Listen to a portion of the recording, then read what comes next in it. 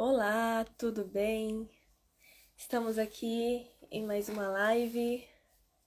Estou feliz de estar aqui com vocês. Na semana passada fizemos um podcast no YouTube, eu e a Larissa Santos. Foi um papo de psicólogos, duas psicólogas ali conversando sobre um assunto muito importante para todos nós, que é ansiedade, baixa autoestima, setembro amarelo, e colocando, articulando com tudo isso, o nosso papel, como que nós conseguimos ajudar as pessoas no processo de autodesenvolvimento, de autoconhecimento e para lidar com seus próprios transtornos mentais ou dificuldades, conflitos, etc. Então, o tema de hoje é sobre a saúde mental. Terça-feira, dia 10, vai ser o dia de comemorar o Dia da Saúde Mental. Então, vamos falar um pouco desse assunto para trazer aqui a importância, né, de falarmos sobre como lidar com os transtornos mentais, como entender a história por detrás da psicologia. Então, quero dar boa noite aqui pro Silvano, que está aqui. Nossa, eu coloquei em Zoom. Muito bem-vindo. Fico feliz com sua presença. E vamos, então, prosseguir. Bom,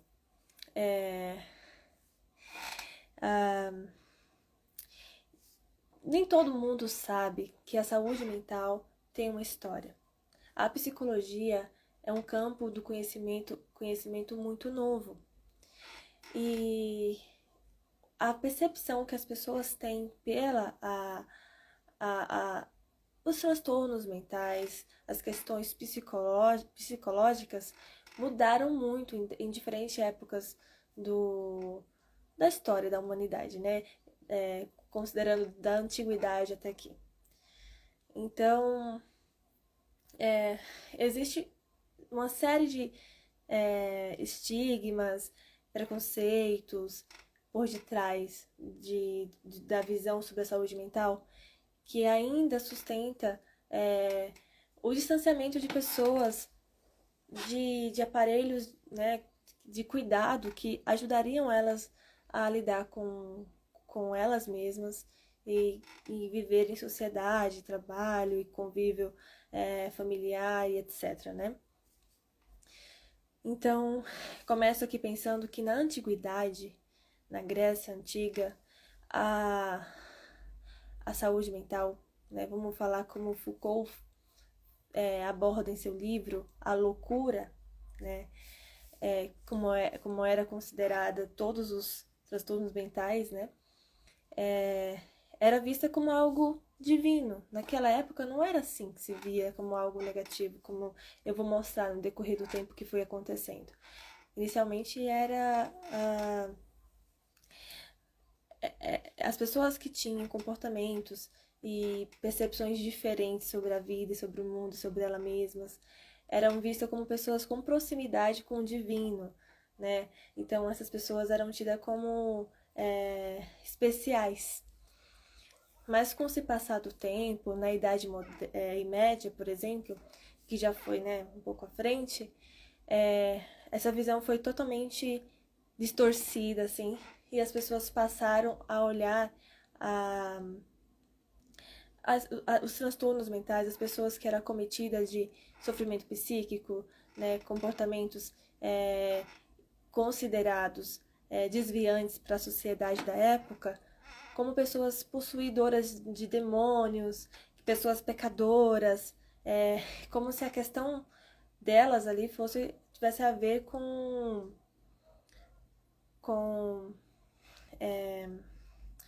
a falta de proximidade com a Igreja Católica, podemos assim dizer.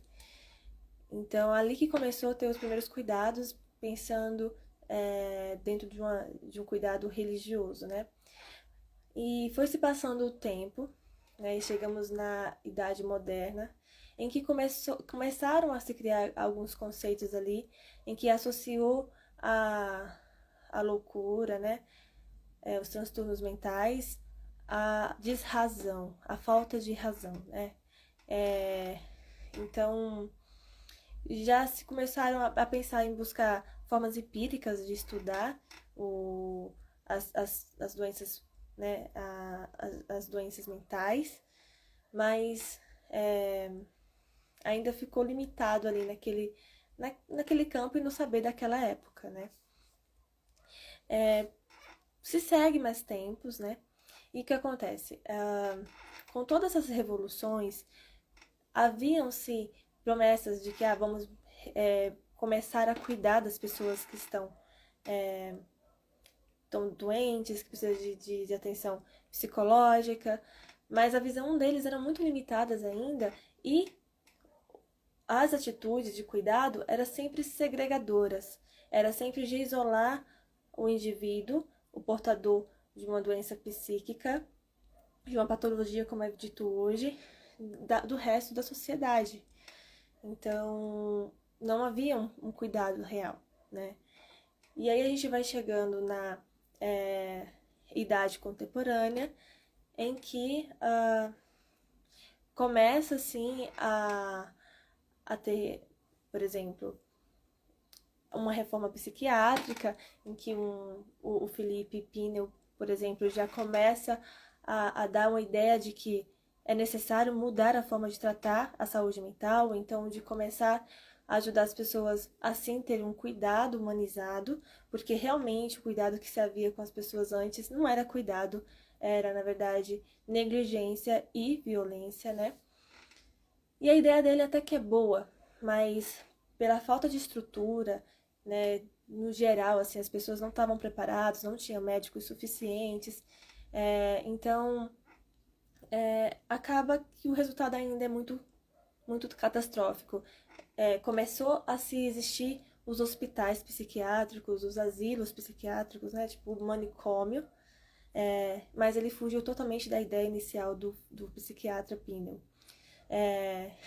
Mas nessa época em que a gente já está conversando, que é a idade contemporânea, o saber da época já começou a se guiar pela ciência em si, né? Começaram, sim, a fazer pesquisas, a entender que a doença é um aspecto do indivíduo, não o indivíduo completamente, quer dizer, começou a enxergar um indivíduo, não apenas uma doença, né? Porém, os resultados ainda eram muito ineficientes, né? E deixa eu ver uma coisa aqui. Então, na época de 1970, mais ou menos, teve uma nova um psiquiatra italiano que teve outra ideia, né, de revolucionar novamente a saúde mental, né, a forma como as pessoas tratavam a saúde mental. Então ele começou a ter um pensamento de vamos então tirar as pessoas dos hospitais psiquiátricos e colocar mais recursos para cuidar dessas pessoas. Vamos buscar mudar a forma de tratar as pessoas que estão cometidas de transtornos, que estão sofrendo, né? Então essa ideia já foi bem revolucionária. E então várias reformas foram acontecendo ao longo do tempo. O que acontece aqui no Brasil, também nessa época de 1980, que começou a ter revoluções junto com os movimentos contra a ditadura, né, que a gente viveu nesse período da ditadura, também houve um movimento a favor de uma reforma sanitária, né? E esses movimentos foi bastante influenciado pela ideia desse psiquiatra italiano.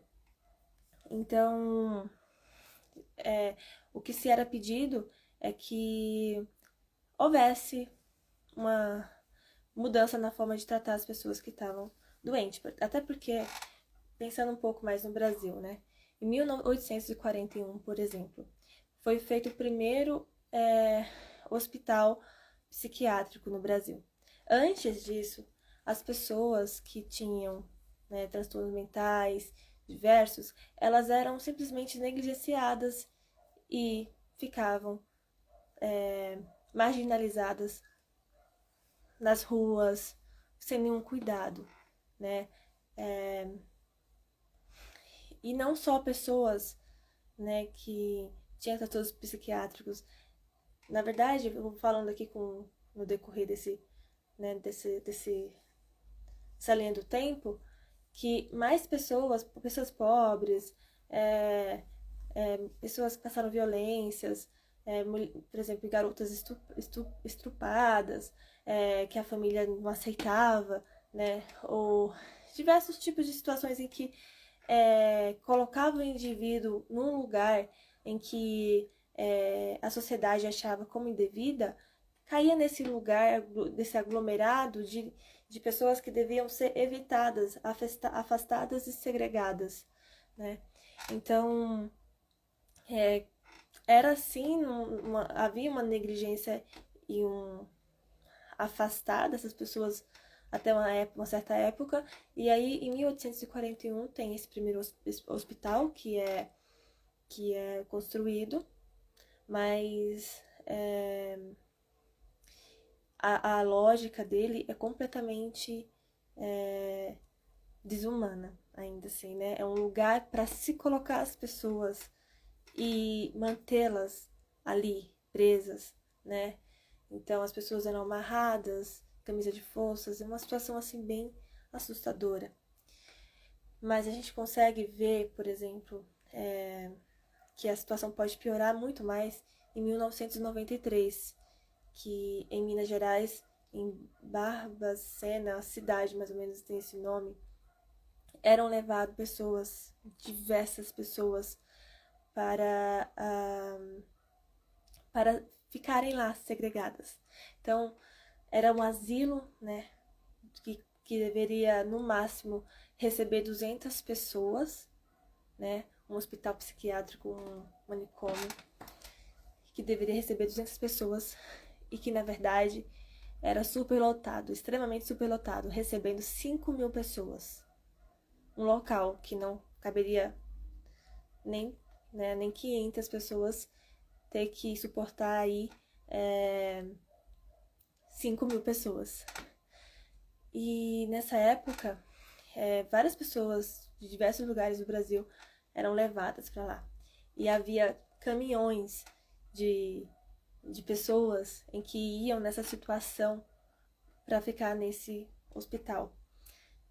Esse relato que eu estou contando é bastante conhecido como o Holocausto. É uma situação de genocídio que o Brasil viveu. Então, essas pessoas, quando chegavam nesse local que não tinha o mínimo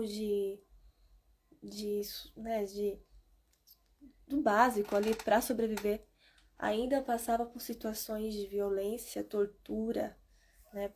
Pois chegou uma época em que começaram, né, a sociedade começou a usar recursos de eletrochoque, sangrias, que mais?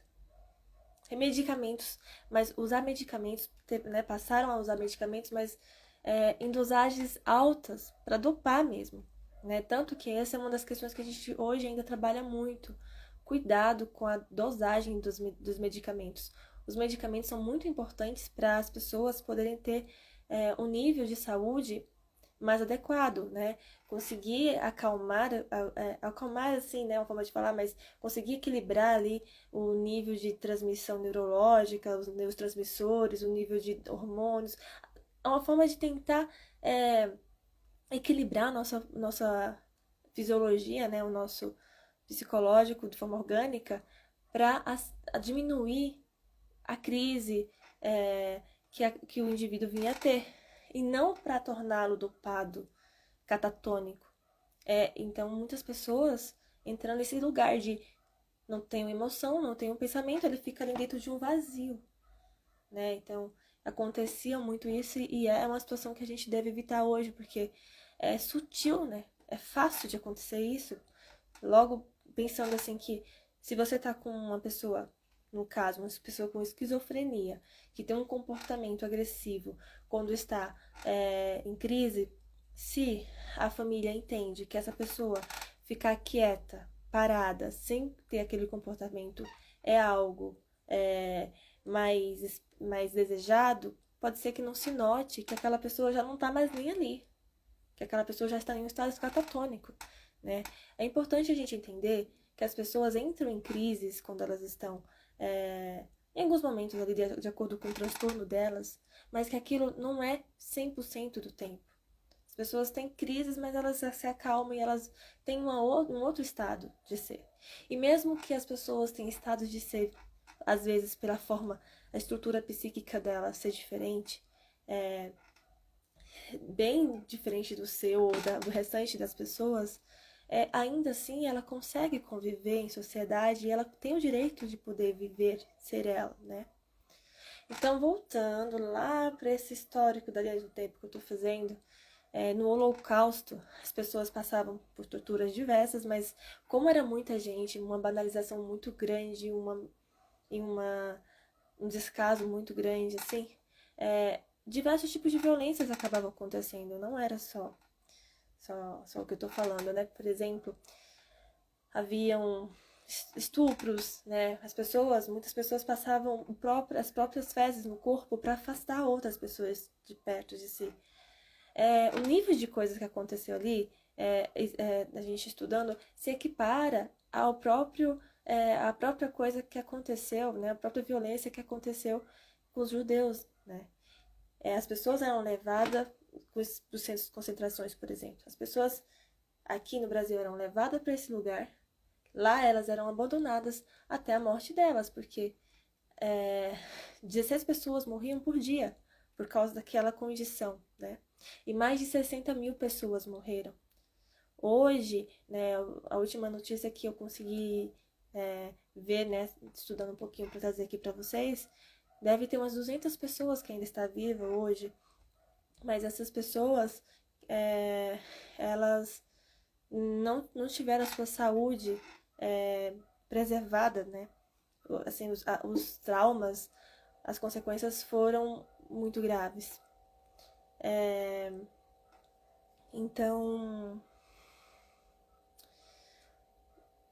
retomando, né? Eu não sei exatamente, né, quando que foi quando que essas pessoas tiveram esse depoimento de que elas estavam vivas, né? Mas isso foi recente, tem até gravações, vídeos, dá pra ver. Então, tem esses relatos. E tô tentando mostrar pra vocês o quão grave pôde se chegar à forma como a sociedade lidou com as doenças, né, com a saúde mental. E aí, nesses lugares, como eu disse, não ia só pessoas com transtornos mentais, iam várias pessoas, desde pessoas que cometiam crimes a pessoas que eram pessoas que moravam na rua. É uma higienização isso. Todas as pessoas que a sociedade via como não alguém que a gente quer que esteja próximo, eram levadas para lá. E aí diziam que tinha os caminhões dos loucos, porque eram várias pessoas indo para aquele local. E assim, o absurdo ele pode piorar, né? Porque quando essas pessoas eram mortas, o corpo delas também eram vendidos, né? Muitos corpos foram vendidos para estudos em universidades e tudo mais. E isso acontecia, né? Também quando em outros momentos em que não havia o que fazer com o corpo, esses corpos eram eu tô contando essa história que é assustadora pra vocês, né, gente? Mas esses corpos eram colocados em ácido na frente de outras pessoas que sabiam que o futuro delas poderia ser o mesmo, né? E descartados ali, né? Descartados os ossos de alguma maneira. Então a gente passou por isso, né? E o Brasil depois, né, de também com influência de reformas fora do Brasil, né, teve seus movimentos. E chegou um momento em que houve sim uma nova atitude da sociedade brasileira, porém o caminho que se tomou foi um caminho também de um cuidado muito mercantil, tipo dentro do capitalismo, sabe? Não era ainda um cuidado adequado, visto que estava dentro de um cuidado de uma sociedade que vivia uma ditadura, né? E aí se foi ainda tendo esses movimentos de mudança. E em 1988, né, o Brasil tem aí uma nova Constituição, que é a Constituição que a gente vive hoje. A partir de 1990 começou sim a ter um olhar mais cuidadoso diante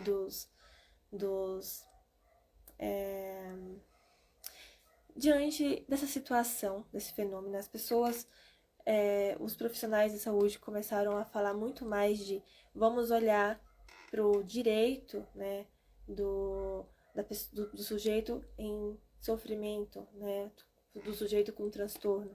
Então começou a ter um olhar mais de cuidado, né, e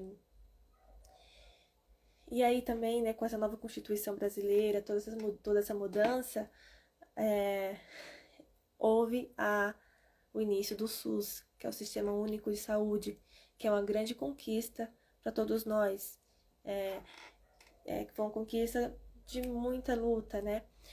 Muitas pessoas falam que o SUS não atende, não é suficiente, mas é necessário a gente entender um pouco da história, porque a ideia do SUS, o que ele se propõe a fazer é um cuidado muito, muito detalhado com o cidadão. Um cuidado do indivíduo à família, do físico ao psicológico, à comunidade. O que acontece é que há poucos recursos dentro do sistema. E assim, muitas pessoas que trabalham dentro por exemplo, de CAPs, de equipamentos extremamente importantes para as pessoas que estão, né, com transtornos mentais, não consegue ter ferramentas necessárias para usufruir, para ajudar quem está precisando. Falta recurso financeiro, falta investimento. Então, eu tô vendo um comentário aqui, eu já vou ler, tá? Então, assim,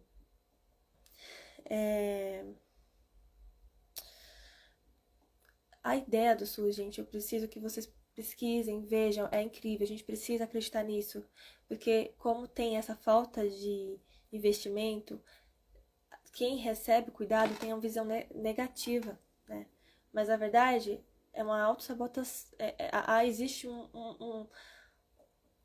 um desinvestimento nesse produto, nesse sistema, né? Porque o Sistema Único de Saúde, ele busca levar a mesma qualidade de cuidado para todas as partes de um país. E um país enorme, né? Imenso como é o Brasil. Então, se começou ali a buscar olhar de uma forma diferente e a ter uma ideia, que aí foi mais influenciada ainda pelas algumas reformas, né, fora, e também a gente pode ver aqui o modelo da Nise Silveira, né, que é uma psiquiatra muito renomada, que foi pioneira, assim, no que ela estava fazendo, em todos os sentidos, até porque, se você ver a foto da formação dela, na faculdade, ela era a única mulher.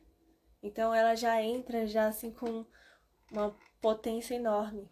E o que ela mostra de forma de trabalhar com a saúde mental, até hoje é modelo para nós e para o mundo, né? Transcende, é incrível isso, né? Eu vou seguir, mas eu vou ler o comentário de vocês, tá?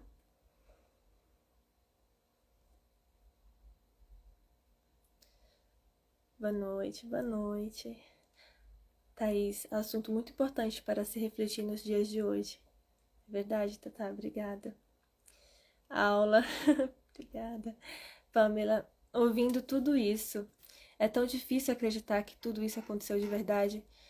Sim, e assim, eu tô filtrando aqui pra vocês, né? Também trazendo aqui o que tá me passando pela minha mente. Mas eu vendo, assim, eu assistindo, lendo isso, a gente até se emociona, porque literalmente desumano, né? Ainda mais se você tem uma visão adequada do que é o transtorno mental, né? Você percebe que a pessoa ali está muito vulnerável, que ela precisa de cuidado, né? E que aquelas pessoas são muito especiais. São especiais. Se você conseguir ter capacidade de não pôr um preconceito na tua frente, você vai enxergar que o diferente não é pior do que você, né? Então, só para vocês terem uma noção, por que que na ditadura aquilo não faz sentido? Por que que na ditadura as pessoas não querem conviver? Não só na ditadura, mas antes, né? Em outras épocas. Mas pensando nessa questão dessa época ali de década de 60, né? Até o final ali de 88, as pessoas precisavam ser aptas a trabalhar, né? As pessoas têm que seguir o sistema. As pessoas têm que servir, têm que ser útil para alguma coisa, de acordo com aquela lógica. Então, se você não atende isso, e se você também. Porque, assim, eu falei, né, rapidamente, na Idade Média, as pessoas buscavam uma moralidade, né? Então, tipo assim, tem que seguir desse jeito, tem que ter esse comportamento, tem que pensar assim. Então, essas coisas todas são muito limitantes e não faz enxergar o brilho que o outro tem em si próprio, né? Então, o conhecimento é muito importante por isso. A gente precisa entender a nossa história. A gente precisa entender o que se trata o dia da saúde mental e o que se trata, eu vim falar disso com vocês. Ainda tem mais coisas para eu trazer, né? Mas isso aqui é muito importante, eu acho muito importante falar com vocês. Aí a Thaís falou aqui. Bom que finalmente houve uma evolução ao longo dos anos para começar a cuidar de algo muito importante que nossas vidas, em nossas vidas, que é a nossa saúde mental. Sim, exatamente. E o Whindersson aqui, ele falou da arte, a arte é transformadora. E aí que entra mesmo a Anísia Silveira, né? Já vou até articular novamente. Ela começa a trabalhar na contramão da psiquiatria, né? Tem um filme dela aí também que é bem legal. Tem uma exposição dela aqui em São Paulo, foi muito legal, fui ver. E assim, ela começa a trabalhar com os loucos, né? E ela percebe o quanto que o trabalho dela através da arte é transformador. Porque através da própria arte as pessoas conseguiam ir se integrando. Elas iam conseguindo lidar com o sofrimento delas, começar a se integrar de alguma maneira com a arte. E ela fazia isso através de mandalas, desenhos, sabe? Diversas formas de você poder ser seu ser espontâneo, você agir no mundo, ação, sabe? E, por exemplo, quando nessas discussões sobre a saúde, foi se vendo que, vou tentar aqui articular as coisas, né? Foi se vendo, então, de 1990 até 2001, essa questão de vamos mudar, vamos adaptar a forma de tratar a saúde mental. E o que foi buscando priorizar? Buscando priorizar onde cuidar das pessoas. Vamos cuidar das pessoas fora do hospital psiquiátrico. As pessoas não ficam saudáveis vivendo isoladas, vestindo uma roupa branca e que tira totalmente a individualidade delas, colocando elas num lugar onde elas não conseguem criar uma realidade ali compartilhada de forma autônoma, né? Então isso não é saudável, isso mantém o indivíduo naquela condição e com um sofrimento ainda mais intenso.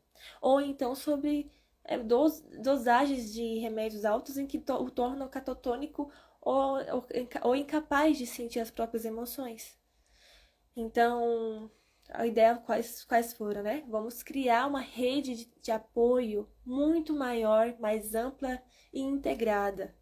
E aí surge CAPS, né? O investimento em CAPS é maior.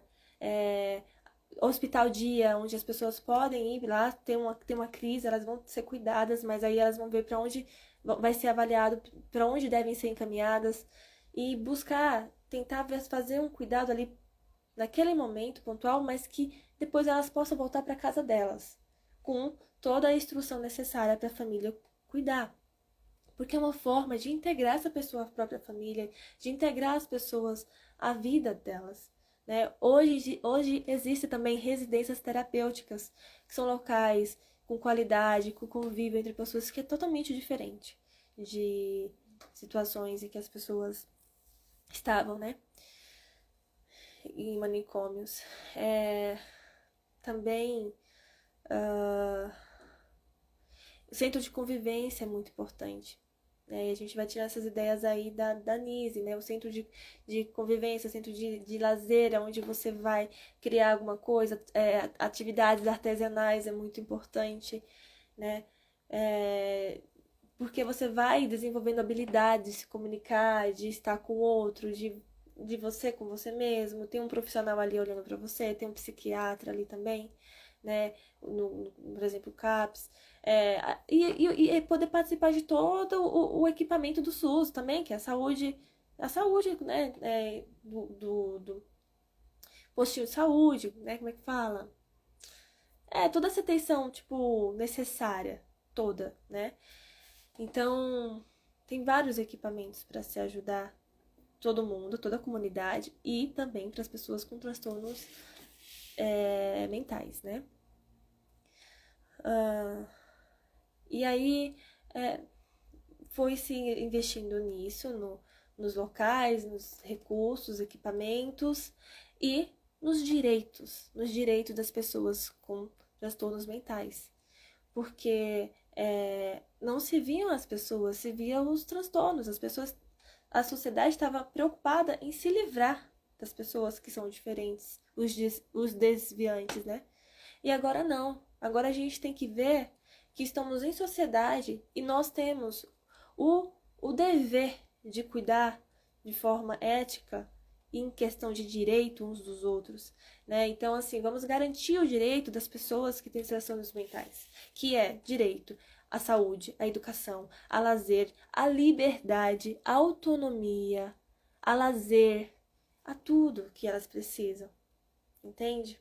Então, a gente precisa, quando a gente respeita esse direito, então, assim, em 2021, gente, tô falando só 2021, mas é 2001, em 2001, teve uma lei que foi colocada, que é justamente essa lei dos direitos das pessoas com transtornos mentais, que é muito importante para várias questões que a gente vai avançando aqui, né?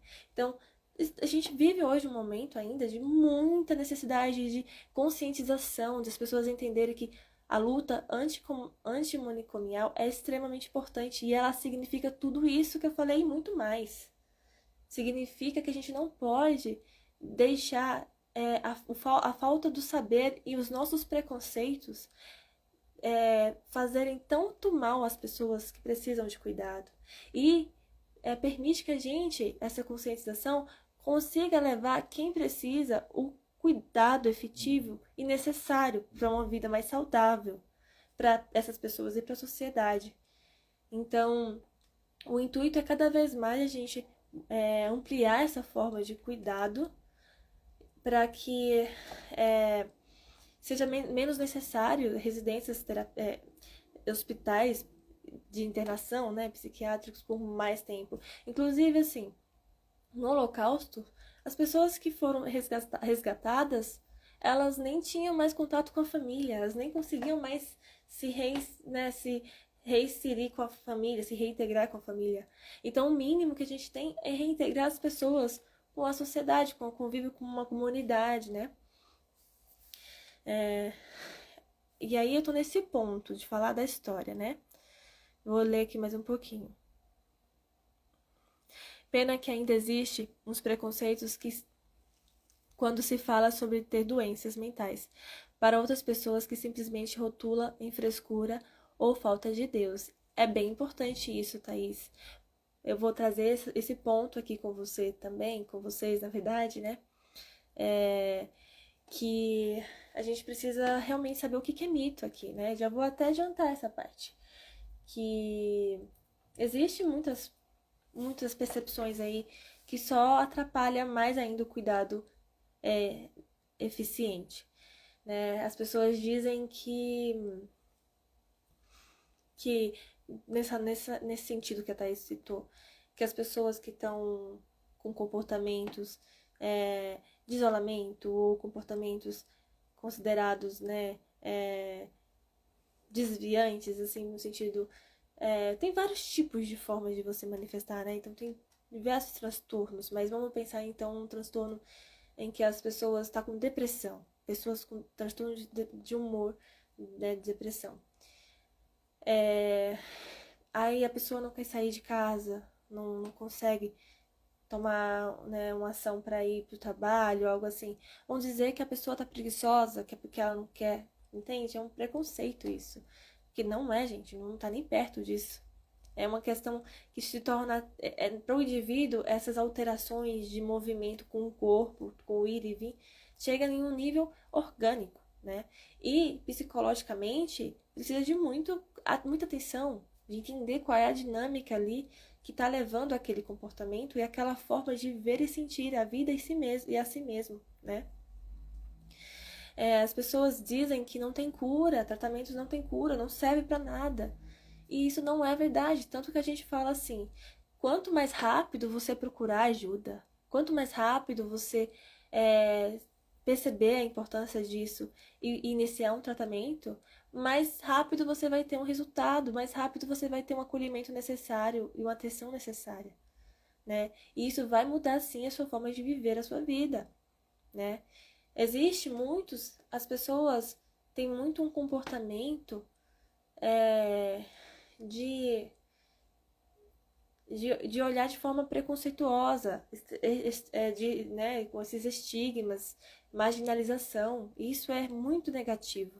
Estou falando de algo atual, né? Aconteceu antes. E hoje, ainda com toda essa luta que a gente está fazendo, que isso é uma luta, gente, a gente tem que fazer sempre, né? Cada vez mais para aprimorar mais ainda, porque a gente quer melhores resultados, não é?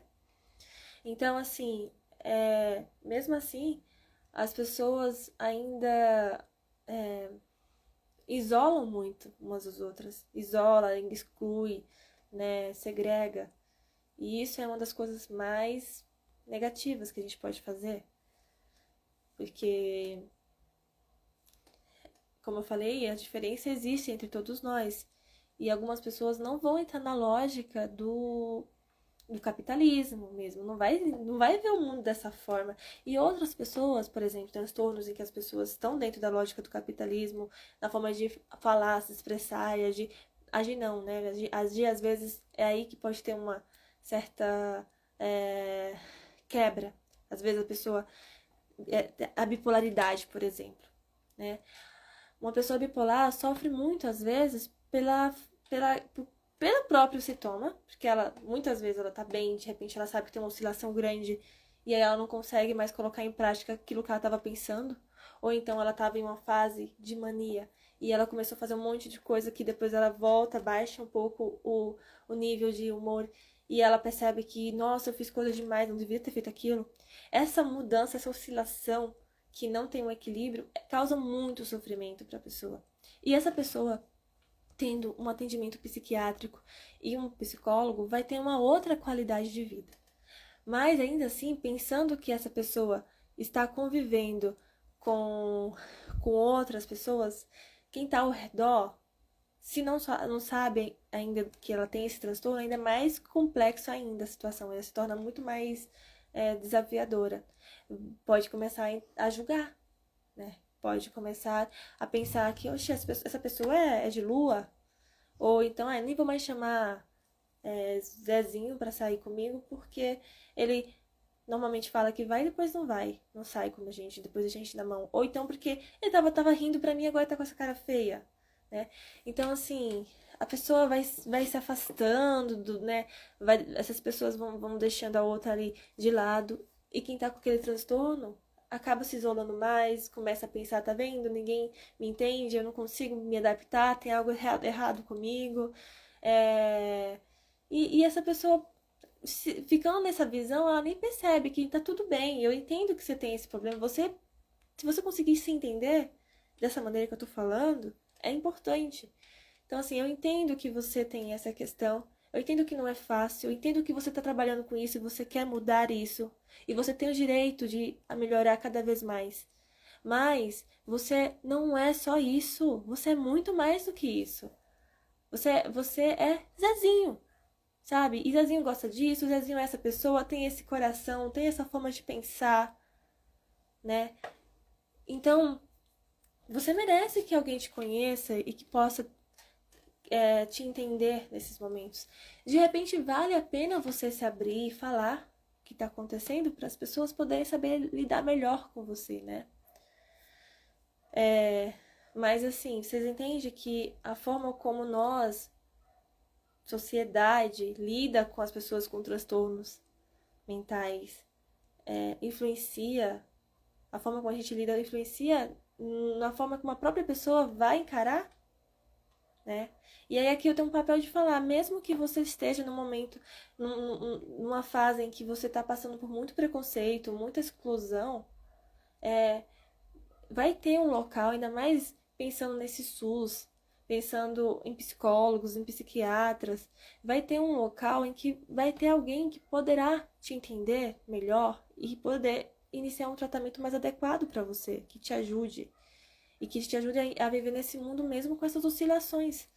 Né? Eu trouxe um exemplo de um transtorno de bipolaridade.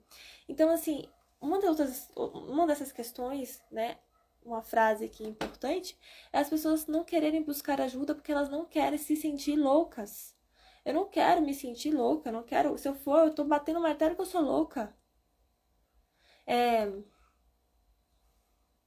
Eu não quero que as pessoas pensem que eu sou tão vulnerável ou que eu preciso de ajuda, né? Mas quando você faz isso, você tá mostrando que você é tão corajoso, né? E em relação a ser louco, aí eu tenho uma pergunta muito clássica e muito boa aqui pra vocês. O que é a loucura? Né? O que é a loucura? Você não é louco? Fulano é louco? O que é? Eu acho que cabe todos nós pensar. Se você olha para a história da loucura e entende que na antiguidade era algo divino, sobrenatural e maravilhoso, e séculos depois se torna uma coisa demoníaca, e depois se torna uma questão de desrazão, e depois se torna uma questão de mercantilizar, uma questão de segregação, e depois se torna um direito, né, uma questão de sujeito. Você vai vendo que nossa visão ela é política, ela vai mudando. A forma como a gente olha para as coisas define muito das nossas atitudes e o caminho que a sociedade vai tomando. Então, quando você fala que você não é louco, ou que fulano é louco, ou que você é louco, você está seguindo uma série de percepções. E no final das contas, você é um ser humano. E o fulano, o Zezinho, é um ser humano também. E vocês dois têm direitos civis. E vocês dois têm obrigações civis, né? Nós devemos também ter respeito com o outro. Nós devemos cuidar do bem social. Isso é uma lei de convivência que a gente tem, né?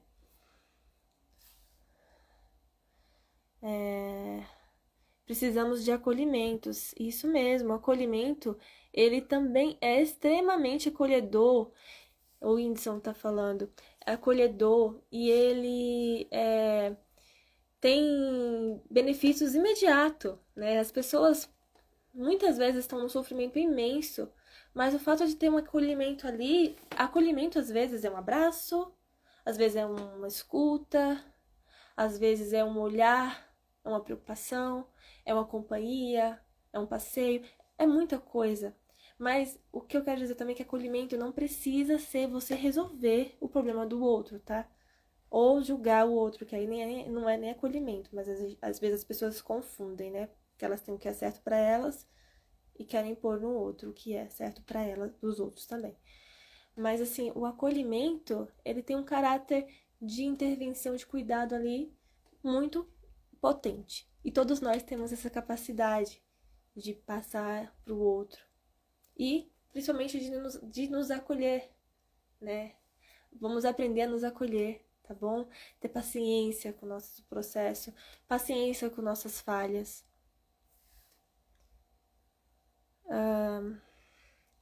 A Thaís tá falando assim, esse assunto... Gente, obrigada pelos coraçõezinhos, viu? Esse assunto deveria ser mais falado nos dias de hoje. Ainda existe tantos preconceitos? Sim, existe. Esse filme é lindo. A arte cura. É da Nise, né? Vários coraçõezinhos. Ai, obrigada. Coraçõezinhos pra vocês.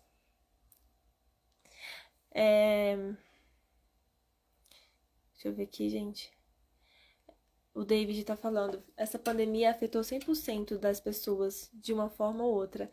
E aí é outro ponto também, David, né, que eu ia falar. A maioria das pessoas tem transtornos mentais. Ou em alguma fase vai ter um transtorno ali, vai ter um sintoma, vai ter uma situação em que algo ali vai se agravar. Então, assim, gente, hoje a gente fala saúde mental. Porque quando a gente falava doença mental, a gente estava separando o indivíduo da situação. E isso entrava naquele lugar inadequado de lidar com as pessoas que estão sofrendo com algum distúrbio. E a gente entende que saúde mental, ela é muito mais ampla. É um termo, um conceito amplo. Por quê? E é mais importante. Porque a saúde, ela não é só a falta de doença. Ela é a promoção de bem-estar, de equilíbrio físico, psíquico, de uma harmonia entre eu, o outro, psicológico, corpo, né, tudo assim, né? Então, quando a gente fala da saúde mental, a gente precisa pensar nisso, em garantir tudo isso, cultura, troca, promoção, desenvolvimento, e não só o cuidado com a doença. A doença é um agravamento da saúde. Então, é um aspecto da saúde que acontece quando há falta dessa promoção e desse cuidado. Então, muitas pessoas hoje são afastadas de trabalhos por causa de transtornos mentais. Existem muitas coisas, né? Existem suicídios, né? Como eu já falei em outros temas. Pessoas acabam cometendo esse ato contra si mesmas porque não tem o acolhimento ali que poderia ter e o apoio. Então a gente ainda vive um momento de muitos desafios. Temos muito que aprimorar, muito o que alcançar. Temos que alcançar mais pessoas. Temos que alcançar as pessoas que precisam. Temos que disseminar o conhecimento, tirar essa estigmatização que existe, né? Temos que nos preparar para não passarmos novamente o que já passamos, né? Nós sabemos que a história ela vai acontecendo a partir de acontecimentos, conhecimento, discussões, ações, atitudes, tudo assim, né? Mas quanto mais a gente colocar nosso papel ativo, mais a gente consegue ajudar nesse processo. Deixa eu ver aqui.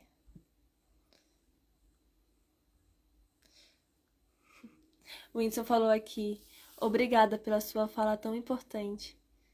Eu me sinto assim quanto à medicação. Se você quiser falar um pouquinho mais sobre isso, tá bom? Sobre a questão da medicação, você tá falando...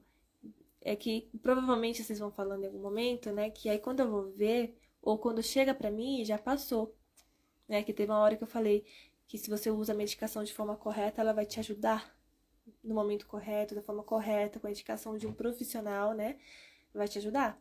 Agora, era muito utilizado a medicação em altas doses antes, pra não, né? Tipo, era a forma como eles entendiam que resolvia o problema. As pessoas ficavam quietas, acabava aquele comportamento errado, que eles consideravam errados, né? Mas hoje a gente tem que entender que existe um preconceito enorme contra a medicação, gente. As pessoas não querem buscar ajuda, às vezes estão num sofrimento ali que precisa naquele momento de medicação e as pessoas não vão porque elas acham que não é para ajudar.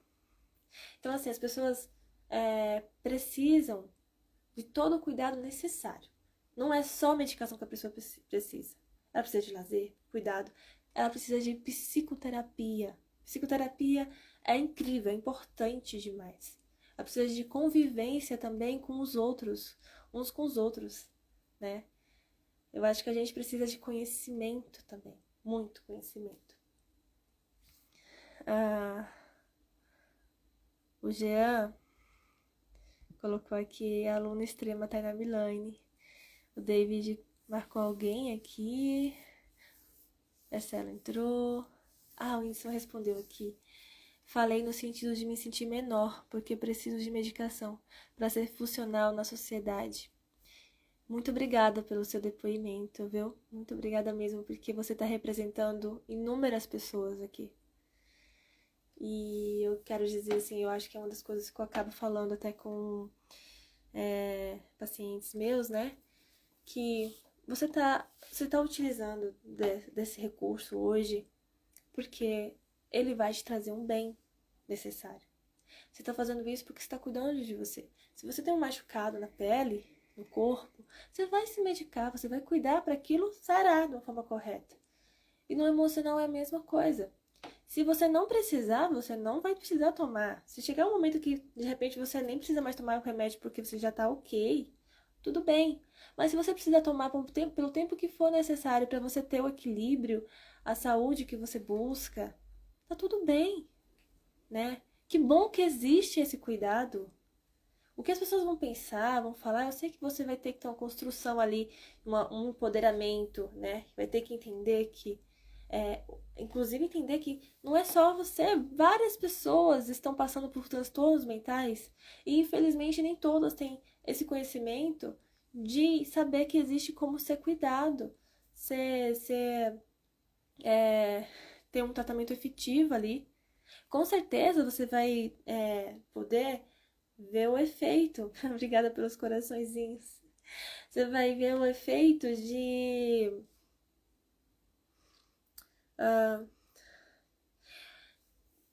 estar fazendo esse tratamento. Pode ser que às vezes também, gente, outra coisa importante, pode ser que em algum momento você sinta que essa medicação não tá dando certo, eu não tô gostando, não tá me fazendo bem. E aí tudo bem, você vai ter que avaliar isso com o seu psiquiatra para trocar. Tem toda uma adaptação, tem todo um cuidado necessário até chegar num ponto em que realmente aquilo é o que você precisa. E na dosagem que você precisa. E isso em conjunto com a terapia, a psicoterapia. Eu sempre falo isso. Esse é uma das questões que eu, como psicóloga, fico muito preocupada. As pessoas também acham, às vezes, que é só procurar o psiquiatra que resolve. Eu vou tomar um remédio, esse remédio me acalmou. Só um instante. Então, eu não preciso de psicólogo. Mas aí vocês estão pensando dessa forma que a questão psicológica é somente orgânica. E não é, tem uma dinâmica também, uma dinâmica psíquica. Nós somos um ser multideterminado. Nós somos determinados pela nossa genética, pela nosso contexto social, pelo nosso convívio com os pais, família, criação, educação. Nós temos nossos próprios traumas, nossos próprios aprendizados, experiência. Tudo isso determina a nossa forma de ser. Então, quando você usa a medicação, ela pode atuar ali em um sistema neurológico, uma forma de funcionamento.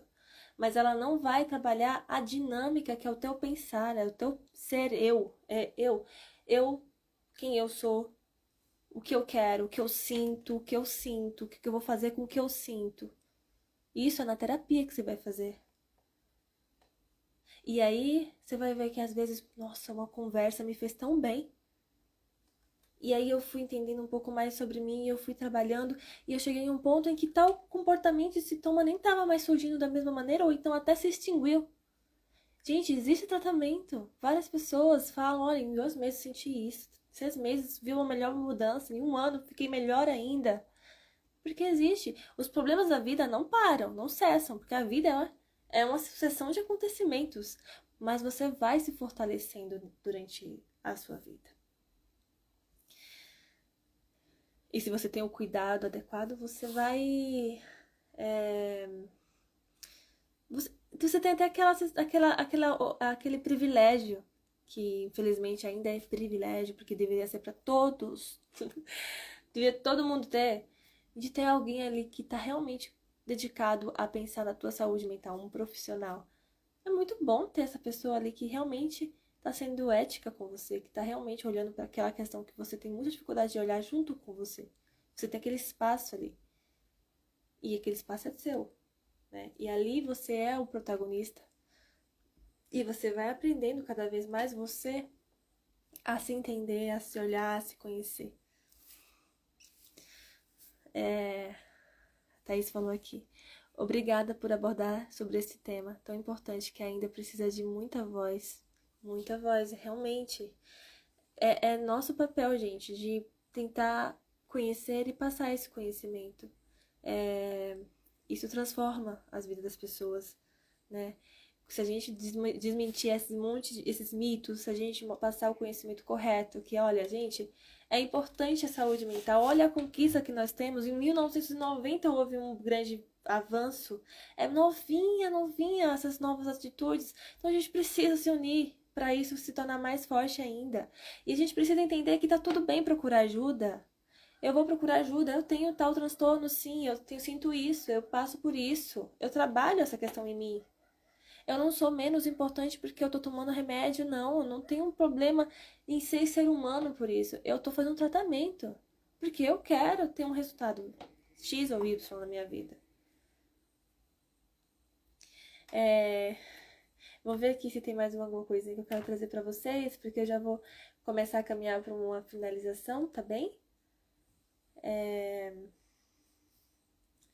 Então, vou ver se vocês têm alguma pergunta. Pode ir perguntando, tá, gente? Se vocês quiserem perguntar alguma coisa, se quiserem comentar alguma coisa, tô aqui pra responder com muito carinho, muita atenção. Eu acho incrível que vocês vão fazendo eu articular aquilo que eu quero trazer.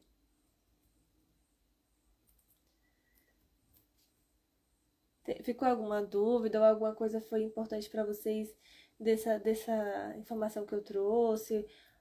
Alguma opinião que vocês queiram dizer, diversa mesmo? Fiquem à vontade, tá? Semana que vem vai ser o dia 10, né? Terça-feira, o dia 10, que é o Dia Mundial da Saúde Mental. Ah, detalhe, no meio de tudo isso, dessas reformas, dessas mudanças, foi também visado ali o cuidado mais adequado com os profissionais de saúde.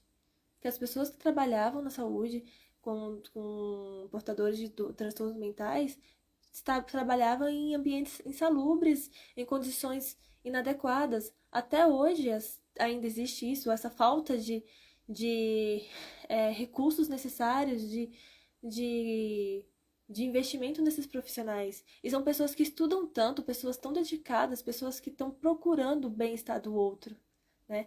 Então, estamos também buscando os direitos desses trabalhadores. Gente, eu acho que eu trouxe já o que eu queria trazer para hoje. É... Deixa eu ver aqui.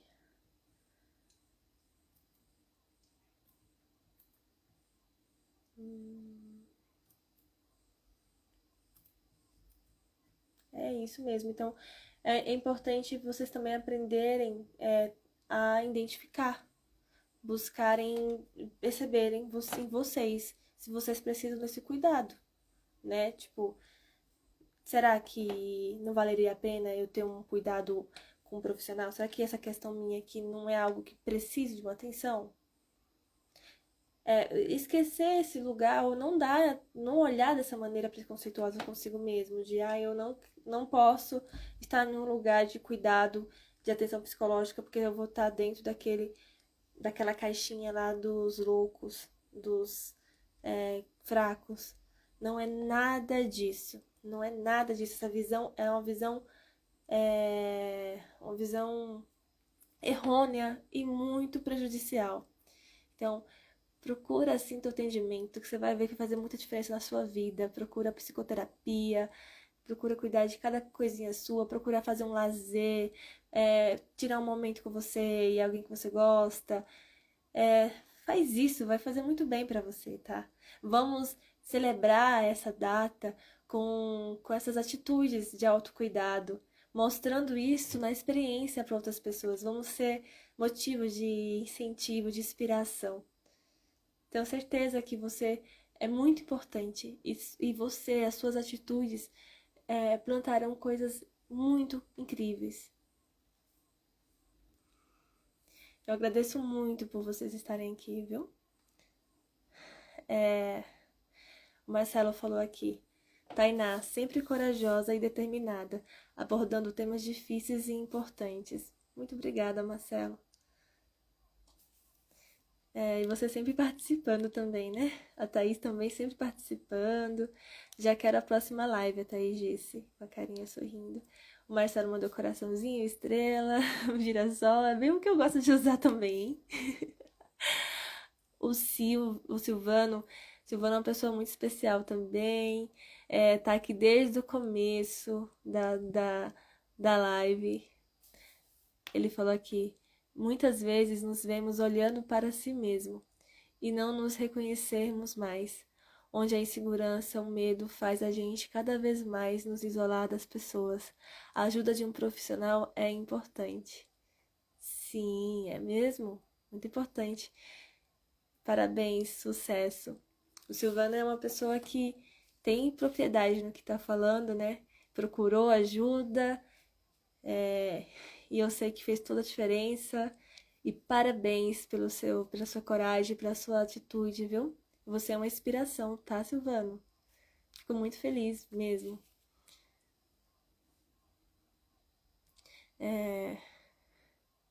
E aí, quando você começa a fazer o tratamento, você percebe que você é maior do que aquele problema e que há caminhos, há uma saída, há uma direção, e que às vezes você está prestes a viver uma coisa extraordinária na sua vida, uma coisa muito melhor do que você imaginava, e que você é capaz sim de viver aquilo, e que é pra você, que você merece. Muito obrigada, gente. Então é isso, eu vou deixar só vocês com uma pergunta aqui. O que é ser normal? O que é ser anormal? O que é ser louco? O que é não ser louco? Você é normal? Bom, gente, muito obrigada. Fiquem bem. Semana que vem estou aqui de novo, hein? Então, tchau, tchau. Beijos. Fiquem bem.